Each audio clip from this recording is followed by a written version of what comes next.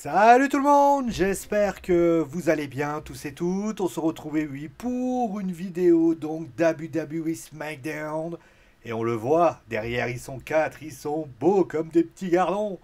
On a à droite Jimmy Uso, ici on a Solo Sikoa, là on a Roman Reigns, et à ma gauche vous avez donc Dwayne The Rock Johnson qui est là. Donc ils sont là, frais comme un gardon.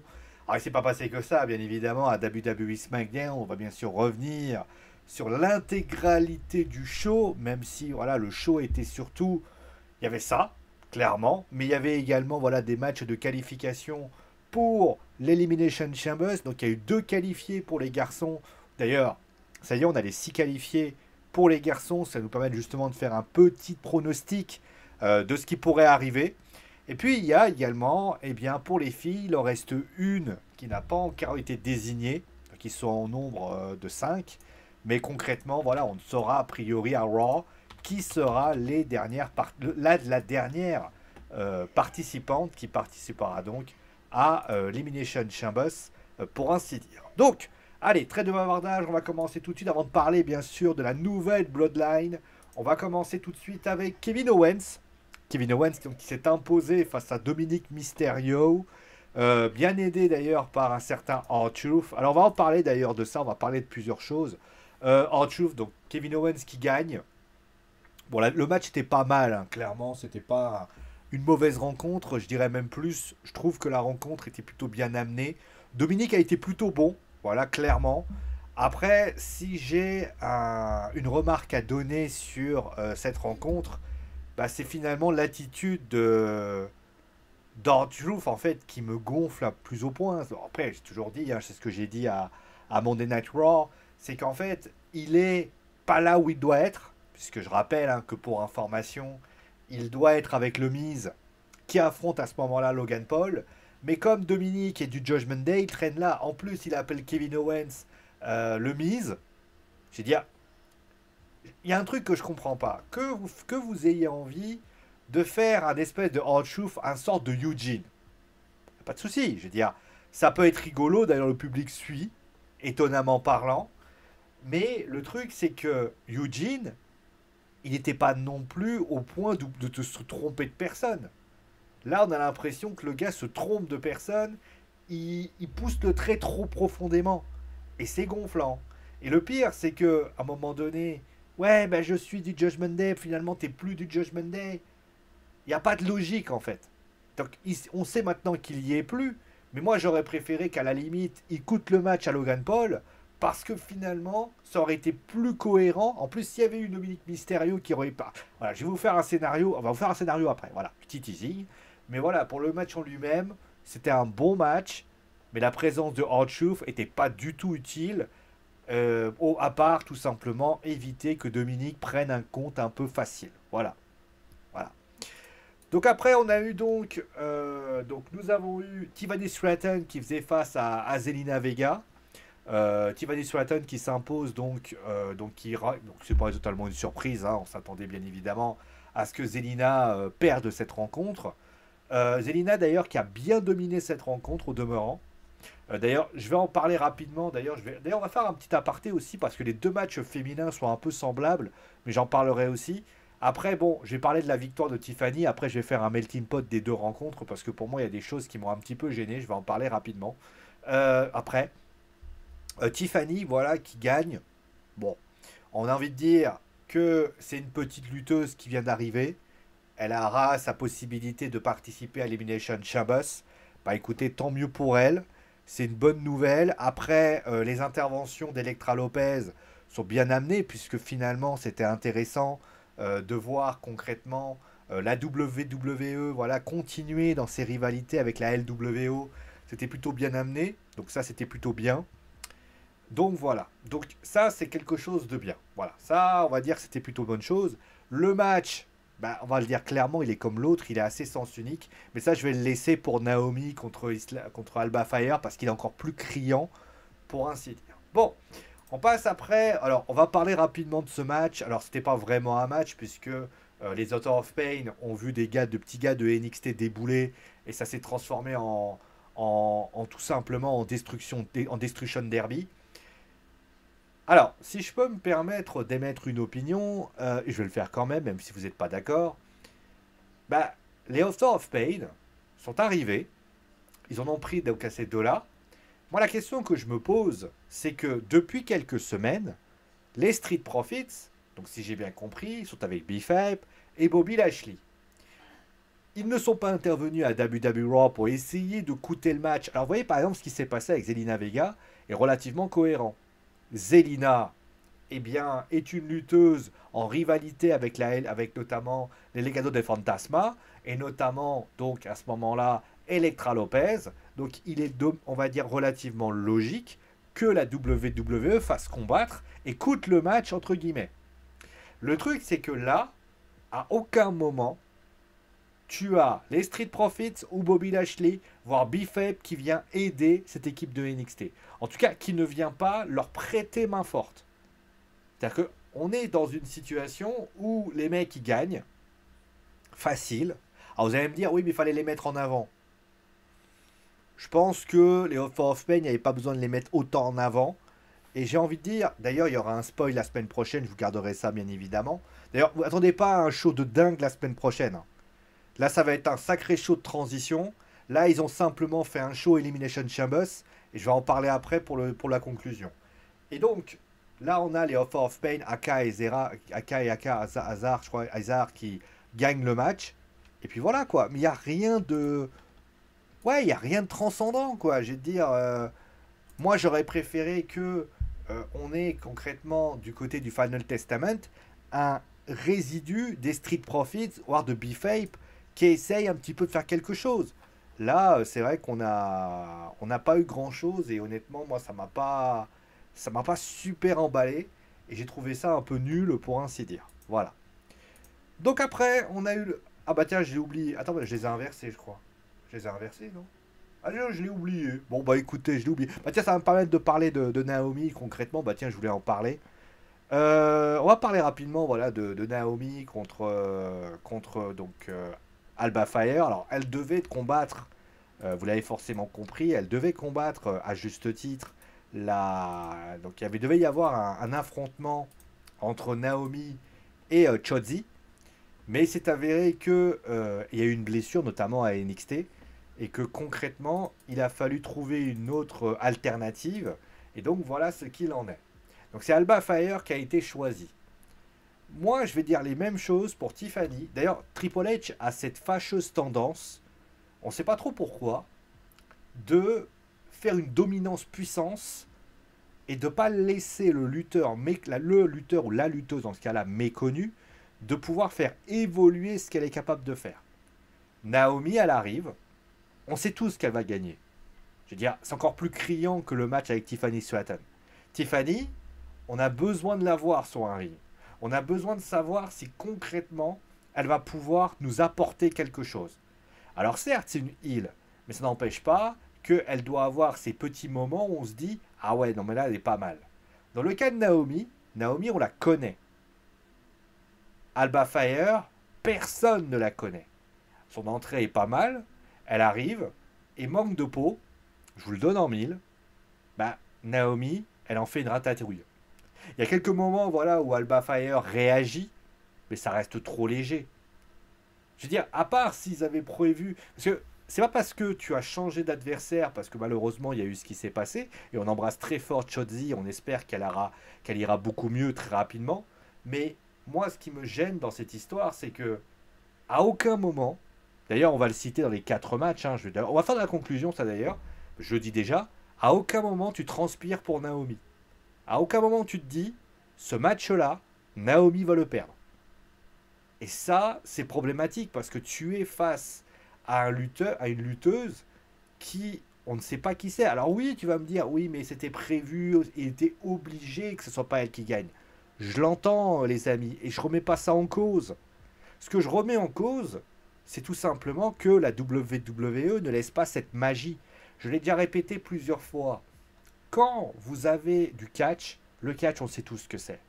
Le catch, c'est du storytelling, c'est du booking, et on est tous d'accord là-dessus que dans ce match, Naomi gagne à 200%. Mais le fort du catch, c'est de nous faire croire qu'à un moment donné, le favori n'est pas sûr de gagner. Prenez par exemple un exemple concret. Prenez le match entre le Miz et Logan Paul. Il n'y a aucune chance que le Miz gagne. Mais il faut que vous donniez envie de nous faire croire qu'elle va gagner. Et pas en ayant une dominance, mais en tout simplement en faisant des tombées, en faisant des réactions. Prenez Kevin Owens, des fois il y a eu, vous doutiez un petit peu, vous dites, ah ouais quand même. Il faut pas que ce soit simplement du peut-être. Il faut que tu dises, ah ouais là, il y a une possibilité. À aucun moment je vois Naomi dans la possibilité. Sinon tu lui fais un squash et c'est réglé. Ça aurait été réglé et donc voilà, tout simplement voilà ce qu'il en est. Et ça je comprends pas parce que Triple H sait faire ce genre de choses. Et ça c'est vrai que c'était quand même un show que j'ai trouvé assez banal dans la simple et bonne raison que il y avait ce genre de choses. Mais je vais revenir à la conclusion pour ainsi dire. On va parler rapidement de l'arrivée donc de Braun Breaker à SmackDown. Je suis pas Braun qui gagne, enfin qui obtient son titre enfin son momentum à SmackDown. J'ai envie de dire, c'est une bonne idée. Je pense qu'à Raw ça aurait été compliqué. Là à SmackDown, il va pouvoir tranquillement progresser et évoluer. Je vois d'ailleurs très très bien qu'il aille. Alors d'ailleurs, il y avait cette possibilité de rivalité, notamment la semaine prochaine. Il a une rivalité, il a son premier match. On sait qu'il a été éliminé notamment par Dominic Mysterio. J'ai envie de dire, est-ce qu'on peut pas imaginer peut-être un Braun Breaker contre Dominic Mysterio à WrestleMania? Ça peut être une idée. Après, certaines personnes m'ont dit comment il va faire, sachant qu'il a notamment, vous savez qu'à NXT, il est champion par équipe de NXT. On dit que c'était quand même assez problématique parce que, je vous le donne en mille, le fait qu'il y ait ça, ça peut quand même poser quelques soucis. Ce que je peux... Moi, ce que je peux dire, c'est que déjà, il y a une news qui est sortie, on va la voir ensemble, hein, vous inquiétez pas. D'ailleurs, juste pour information, les gens disaient, d'ailleurs, je vais revenir par rapport à ça, juste après d'ailleurs, les avenirs de la donc continuent à impressionner. Et donc, on parle d'un retour de Baron Corbin dans le roster principal, dans l'idée qu'il accompagnerait Braun Breaker. Donc, ça peut être une idée. On sait que les deux s'entendent très bien. Permettrait notamment de faire développer tout ça. Après, ça permettrait notamment de faire un peu des deux, c'est-à-dire qu'il traînerait un peu à NXT, un peu à la Dragon Lee.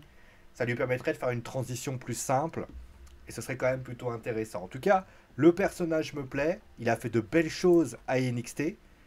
Et j'ai envie de dire, ces belles choses qu'il a réussi à NXT, on demande tout simplement de les confirmer du côté de SmackDown. Et c'est justement tout le mal que je lui souhaite. Voilà. Après, s'il ramène Baron Corbin concrètement, ça peut être une excellente nouvelle parce que si ils font ça, Baron pourra justement l'aider à appréhender tout ça. Alors, je sais que certains veulent que Baron Corbin, à un moment donné, ait une évolution positive au niveau de sa carrière. Mais il est peut-être dans un statut où il a envie tout simplement d'aider les jeunes. Et ça, j'ai envie de dire que c'est plutôt bien. C'est ce qu'il a fait notamment du côté de NXT avec Carmelo Hayes, notamment. Écoutez, que ça continue et ça, c'est cool. Voilà. Bon, on va passer aux mises. Donc Logan Paul qui gagne. C'est pas une surprise en soi, dans le sens où Logan est quand même... Alors certes, certains me diront, ouais, mais il défend pas sa ceinture. Disons qu'il ne défend pas sa ceinture, surtout parce que malheureusement, il y a eu des imprévus qui ont lieu, on le rappelle notamment. Et normalement, il aurait certainement dû affronter Kevin Owens. Kevin Owens qui est dans le Elimination Chambers. Logan Paul, il y participe également. C'est pas un problème, concrètement. Après, moi, je reviens sur ce que j'ai dit. Le Miz, qui le domine totalement, ça aussi, moi, j'ai trouvé ça un peu bizarre. À part quelques moments où je l'ai trouvé intéressant, peut-être enfin un peu où vous savez que Logan a livré quelques petites choses. Mais ça reste quand même très brouillon. Et puis pour ce qui s'agit, et je vais terminer avec ça, où est R-Truth? Je vais quand même rappeler une chose. Hein. Non mais il y a un moment donné dans le match où R-Truth aurait eu totalement sa place. C'est-à-dire qu'à un moment donné dans le match, tu as Logan Paul qui arrive, qui se dirige vers, a priori, son clan. Il leur donne un point américain. Et là, à ce moment-là, Le Miz arrive, prend le point américain, le jette, et à ce moment-là, on a Logan qui réussit à gagner la rencontre avec notamment un FTO, tout simplement, il le met KO, il le gagne. Où est R-Truth? Où est R-Truth? Moi, j'aurais préféré à la limite que R-Truth vienne, regarde Logan Paul, regarde, on peut même aller plus loin. Regarde Logan Paul et regarde ses copains. Il prend le point américain, il fait ah, ouais, c'est pas bien ça, c'est pas bien ça. Mais là, tu veux faire du Eugene, là, ça aurait été parfait. Et à ce moment-là, tu vois Logan Paul qui fait donne, donne, donne, donne, donne, allez, donne, là, donne. Et à ce moment-là, Dominique derrière, voilà, Dominique qui est de Judgment Day, qui notamment a un passif. Tu peux me mettre un petit segment en coulisses, parce qu'à ce qui paraît, il paraît que les deux vont faire équipe, je sais pas. Et là, il le pousse, il fait tomber le point américain. À ce moment-là, le point américain, il tombe, tu sais, il glisse. Et à ce moment-là, le point américain, il est vers les abords des abords de l'estrade, vous savez, juste à côté du, tu sais, où il y a les... Et là, on a Logan qui regarde, qui fait ça va, Laura, ça va, Trouf, ça va, Trouf. Et à ce moment-là, le point américain qui est là, il le prend, il le fout, boum, il met une patate au Miz. Le Miz tombe dans les pommes, 1, 2, 3, rideau. Là, ça aurait été justifié la présence de R-Truth. Là, on aurait dit, voilà, il essaye d'aider, il essaye de faire quelque chose. Là, c'est vrai que honnêtement, quand j'ai vu ça, j'ai fait... Ah, j'étais en PLS, je me suis dit, non, mais les gars, non. Parce que Logan Paul, il gagne après. Mais il gagne pas, genre, il faut... Non, il gagne pas de manière très... Voilà, il y a cette intervention avec notamment le point américain, mais sinon, il n'y a rien d'autre. C'est dommage. Donc voilà. Un mot quand même sur les participants donc, du Judgment Day.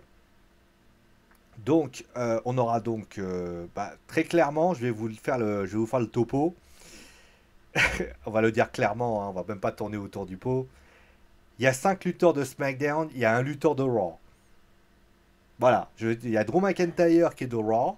Sinon, vous avez du Randy Orton, du Bobby Lashley, du LA Knight, du Kevin Owens et du Logan Paul. Si la WWE voulait nous dire que ce serait un lutteur de SmackDown, il ne serait pas pris autrement. Après, c'est vrai que Drew McIntyre tease pas mal en disant voilà, c'est parce que voilà, il faut que ce titre machin soit du côté de Raw. C'est un rêve machin. C'est plutôt une bonne idée. Moi, franchement, j'aime bien. Je trouve ça très intéressant ce qui a été proposé par la WWE. Et je trouve que en termes de qualité, voilà, Drew McIntyre s'est exprimé. Bon, pourquoi pas. Voilà.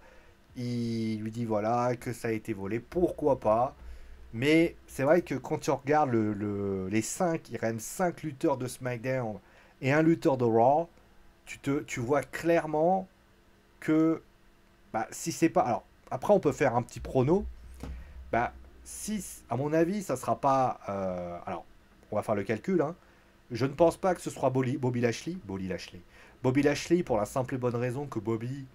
D'ailleurs, Randy Orton n'était pas là.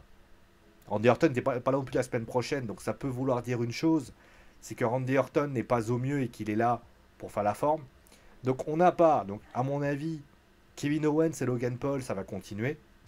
Bobby Lashley va repartir avec le Final Testament. Randy Orton, je suis pas convaincu qu'il puisse vraiment faire quelque chose, parce que le problème de Randy Orton, c'est que, bon, on le voit, hein, il est quasiment pas là. Il est revenu notamment pour Chambers. Il a fait notamment quelques petits moments avec des matchs par équipe, etc. etc. Il faut quand même l'avouer que c'est pas non plus quelqu'un qui est excessivement présent. Alors soit ils le ménagent parce qu'ils ont peur qu'il y ait une rechute, mais à ce moment-là c'est grave, parce que ça veut dire que le mec est revenu trop tôt, voire même qu'il ne devait jamais revenir, ou soit il s'est reblessé, et qu'ils essayent de faire durer jusqu'à WrestleMania, pour espérer qu'il puisse être là. Mais dans les deux cas, c'est la merde. Parce que, à ce moment-là, fallait pas le faire revenir, en fait. Tout aussi Randy Orton qu'il est. Moi, j'aime bien Randy Orton, je l'aime beaucoup. C'est un excellent lutteur, et moi, je l'aime beaucoup, Randy Orton. Alors, certes, la semaine prochaine, je crois qu'il revient, je crois qu'il y a notamment un fight, mais il n'est jamais dans un match simple contre l'un et l'autre. Moi, j'aurais aimé que Randy Orton affronte Drew McIntyre. C'était quand même les deux qui se sont regardés. Et finalement, il affrontait les Knights. C'est qu'à un moment donné, je pense, à mon avis, encore une fois, je pense que Randy Orton n'est pas à 100%. Ce qui nous amène à McIntyre et LA Knight. Et là, ben, moi, je pense que LA Knight, je reste intimement convaincu qu'il sera avec AJ. Parce que les deux ont un passif, même si AJ s'est un peu pris au, on va dire aussi, parce que voilà. Et moi, je pense que, alors, soit c'est Drew McIntyre, mais moi, ça me décevrait un petit peu. Alors, je sais ce que vous allez me dire, tu vas renier ce que tu as dit. Mais à partir du moment où tu fais, ça voudrait dire que tous les titres seront défendus par des lutteurs de Raw. C'est un peu gênant. Donc, à voir comment ça se passe. Après, si c'est LA Knight, moi, je dis pas non. Parce que LA Knight contre Seth Rollins, ça peut être pas mal. Voilà. Et puis, ça peut faire le troisième homme, notamment dans son duel avec la Bloodline. C'est-à-dire qu'on aurait le Rock et Seth Rollins, avec LA Knight qui pourrait peut-être faire le compte avec Solo Sikoa qui pourrait traîner. Le Solo Sikoa et LA Knight ont un passif aussi. Ça peut être une idée. Voilà. En parlant justement de la Bloodline. Bon, la Bloodline qui est donc venue, on attendait d'ailleurs, finalement, on attendait de voir ce qui allait se passer. Parce que tout le monde a dit, bon voilà, Roman Reigns sera là, le Rock sera là. La question c'est, on s'attendait à des trucs. Et vous savez, moi je m'attendais à peut-être un peu trop. Parce que vous vous souvenez de ce que j'avais dit? J'avais dit, Triple H était très impatient de savoir ce qu'allait dire la Bloodline. Moi je me suis dit, en tant que membre du conseil d'administration de la Team TKO, bah, le Rock allait certainement tenter quelque chose. Bah finalement non. En fait, il a pris acte, on va dire clairement, il a pris acte de la décision. Et finalement, voilà. Alors certes, il a fait un speech de heel de base, où il a tout simplement fait en sorte que il a simplement fait du heel. C'est-à-dire qu'il a expliqué que concrètement, à cause des fans, on n'aura pas le gros main event de tous les temps de WrestleMania. Il a déclaré voilà qu'on l'a tout mis et tout ça parce que vous, le public, vous vouliez Cody Rhodes. Et après, il a parlé notamment voilà des, alors j'ai pas les connaissances du NBA notamment, mais il a expliqué voilà des 19, les mecs de Philadelphie qui a battu les Chiefs. Enfin, je comprends pas trop ce qu'ils ont passé, mais concrètement sur le fait que Cody Rhodes n'a pas su passer à autre chose. Et concrètement, il lui dit que le Rock va tout faire pour empêcher Cody Rhodes d'aller et de remporter donc ce match à WrestleMania, que l'histoire de la Bloodline, ça ne fait que commencer. Et là, il te sort un If you smell what the Bloodline is cooking, autrement dit. Après, le Rock a été génial dans son speech. Le Rock, dans son speech, dans sa façon de faire, c'est du très haut niveau. Je ne dis pas. Mais j'ai envie de dire, comment tu peux passer d'un speech d'une puissance dans une conférence de presse où tu vois que Roman Reigns, le Rock, Cody Rhodes, voire même un peu Seth Rollins, où tu vois que les mecs, ils ont une puissance dans ce qui se passe. Les Cody Crybabies. Tu vois le Roman Reigns qui parle du père de Cody Rhodes. Tu vois Cody Rhodes qui va dire, parle de la honte du grand-père de Roman et du Dwayne The Rock Johnson. Du sang, the bloodline. Et qu'à aucun moment, dans ce speech, tu fais référence à Dusty Rhodes. Tu fais aucunement référence au sang qui a été maltraité par notamment Cody Rhodes. Là, on a l'impression que c'est une cérémonie d'intronisation du Rock dans la Bloodline. Ouais, mais ça suffit pas en fait. Et en plus, moi je m'attendais, encore une fois, peut-être j'étais un peu naïf. Moi je m'attendais à ce que Dwayne mette ses, comment on appelle ça, mette ses pouvoirs de membre de la TKO en disant, moi, en tant que membre du conseil d'administration, je refuse ce match. Voilà, Triple H, t'as pris cette décision, je t'avais prévenu, je t'ai dit que tu ne devais pas... Encore une fois, alors attention, c'est juste pour cette semaine, on verra les semaines qui viendront. D'ailleurs, la semaine prochaine, ils ne seront pas là, donc on va être réglé. Là, voilà, d'exemple concret aussi. Moi, mes craintes, elles étaient là. Elles sont en train de... Là, malheureusement, la semaine dernière, je me disais, avec Triple H, avec ci, ça, je me suis dit, on va y aller, on va faire hausser le niveau de façon à ce que Triple H, notamment ce qui s'est passé à Raw d'ailleurs, semblait nous emmener vers quelque chose de beaucoup plus haut. Et au final, il n'y aura rien en fait. Parce que là, ce que je vois, quand je vois cette image, qui est derrière moi, hein, qui est certes symbolique, bah en fait, tu te rends compte qu'on va avoir la même purge que l'année dernière en fait. C'est-à-dire que tu vas avoir la même purge, mais avec le rock en plus. Voilà. Tu vas avoir la même purge parce que Cody à Raw va répondre à la Bloodline. Parce qu'ils vont répondre. Seth Rollins va être là pour essayer de parler, pour essayer de l'aider. Et puis la semaine prochaine, pas de discussion. D'ailleurs, c'est assez fou parce que la semaine prochaine, tu pourrais t'imaginer que les 4 fassent un segment coulisses ou un truc comme ça, ou même à la limite, viennent. Tu peux prévoir à l'avance quand même. Après, tu vas me dire, oui, mais Cody Rhodes n'a pas encore parlé. Ouais. Mais à ce moment-là, tu es à Chambers, je sais pas, tu fais un écran interposé, j'en sais rien. Ou tu fais venir Triple H. Je rappelle pour information que Triple H, dans cette histoire, on a cru que, à un moment donné, il dit la semaine dernière, il y a des gens qui croient que l'autorité, c'est eux. Ça non, on l'a pas vu. Très sincèrement, je suis méga déçu. Mais je suis méga déçu, vous n'avez pas idée. Je me dis, tout ça pour ça. Tout ça pour une photo de famille où notamment on voit même pas Polyman. Le plus drôle, c'est que dans cette histoire, tu as l'impression que il n'y a rien. Ok, Jey Uso il va s'allier parce qu'il y a Jimmy Uso qui va être en... Et après Solo Sikoa, j'allais dire, il va peut-être avec LA Knight. Et après... Merci Facebook. Non. Quel dommage.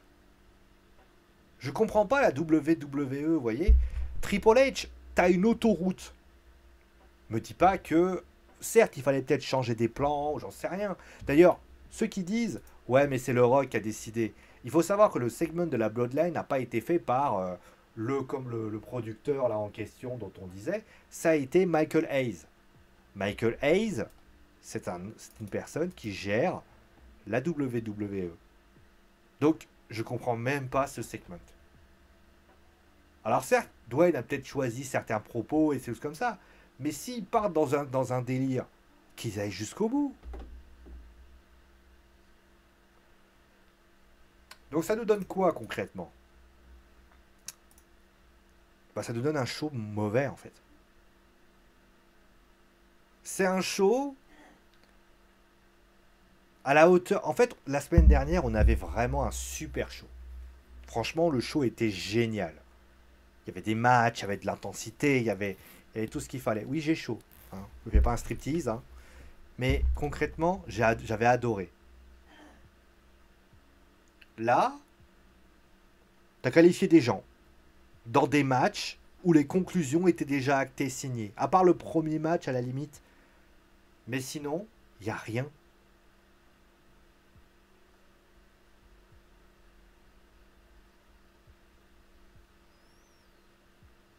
Il n'y a rien.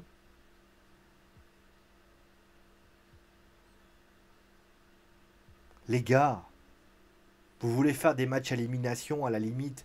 Vous faites quoi? Vous faites des vrais matchs à élimination où il y a du suspense. Vous avez fait 4. Vous avez fait 4 matchs. Les 4 sont des purges. Alors peut-être le premier mieux, ok, il est bien. Mais les 3 autres sont des purges. Si vous aviez pas envie de faire ça, autant littéralement nous annoncer les vainqueurs, ça aurait été pareil. Comment tu peux faire ça? Comment tu peux faire des matchs d'une qualité aussi mauvaise?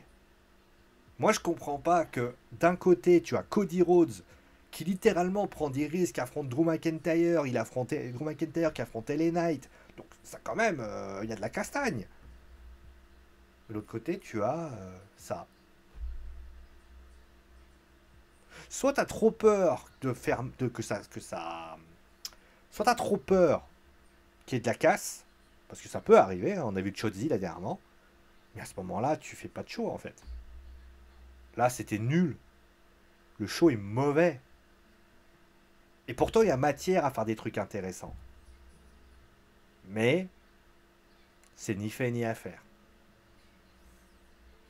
Écoutez, après moi je suis pas scripteur WWE. Il n'y a rien d'intéressant. On a appris qu'il avait disqualifié. Et que le Rock était à la Bloodline. Super. On savait déjà, hein, mais bon, après à un moment donné, peut-être qu'il fallait peut-être l'introniser officiellement. Tout que, regardez par exemple les symboles des 4 là-haut. Donc on a les 3, donc là vous avez les 1, tous qui mettent leurs doigts comme ça. Bon, Paul Heyman il a du mal à se faire voir, hein, mais bon voilà. Voilà un seul. Qu'est-ce qu'il fait? Il fait pas le même geste. C'est le seul, tu vois, le Rock, c'est le seul qui fait un L, alors que tout le monde fait un point vers le ciel, il fait comme ça. Bon, je ne veux pas faire trop parce que vous ne le voyez pas, mais je fais comme ça. Lui, c'est la l'autre main, bon, c'est comme ça. Bon, vous avez compris, c'est comme ça. Comme ça, vous voyez. Mais même moi, je sais le faire. Hein. Lui, c'est le seul qui fait ça. Bon, après, il fait, bon, il fait ça.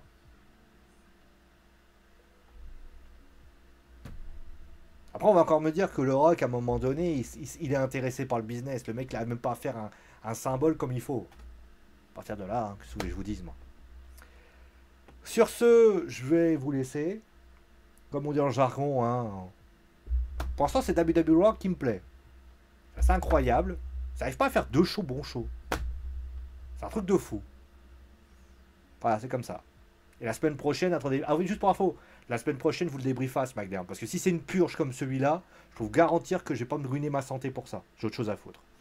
Allez, prenez soin de vous et ciao.